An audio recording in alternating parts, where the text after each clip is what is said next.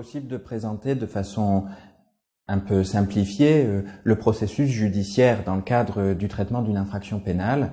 Nous pouvons prendre l'exemple d'une femme qui subit un viol par un inconnu dans l'espace public, ou bien celui d'une femme qui subit des violences conjugales, délictuelles ou criminelles, dans le cadre de l'intimité familiale.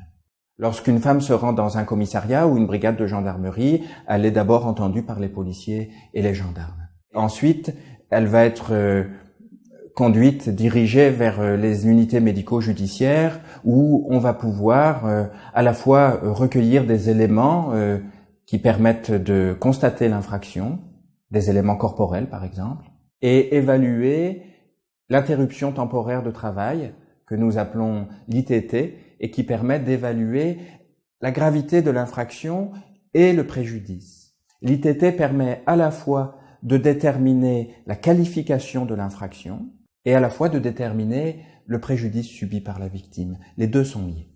Ceci étant fait, audition de la victime par les policiers ou les gendarmes, traitement par l'unité médico-judiciaire, le dossier est entre les mains du procureur de la République. Et c'est le procureur de la République, au nom du principe de l'opportunité des poursuites, qui va décider du traitement de l'infraction commise. Il peut décider d'ouvrir une information judiciaire, c'est-à-dire de saisir un juge d'instruction, qui va diriger, contrôler, poursuivre l'enquête pénale.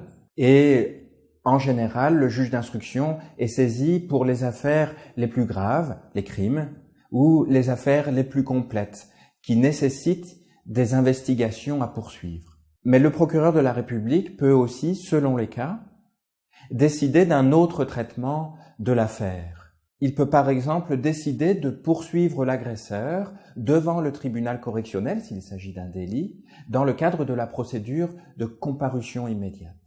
Si les faits sont établis, l'agresseur est identifié et qu'il n'est pas nécessaire de poursuivre les investigations, et enfin qu'un traitement rapide de l'affaire s'impose pour juger le prévenu et protéger la victime, le traitement par le tribunal correctionnel en comparution immédiate, c'est-à-dire dès la fin de la garde à vue, est alors une procédure particulièrement adaptée.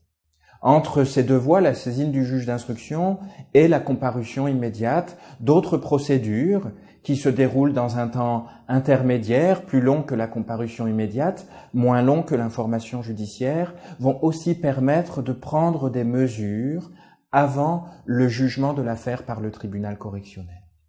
Et selon les cas, il sera notamment possible de placer l'agresseur sous contrôle judiciaire jusqu'à sa comparution devant le tribunal correctionnel. C'est le juge des libertés et de la détention saisi par le procureur de la République qui va prendre cette décision de contrôle judiciaire et décider des obligations et des interdictions auxquelles l'agresseur sera soumis.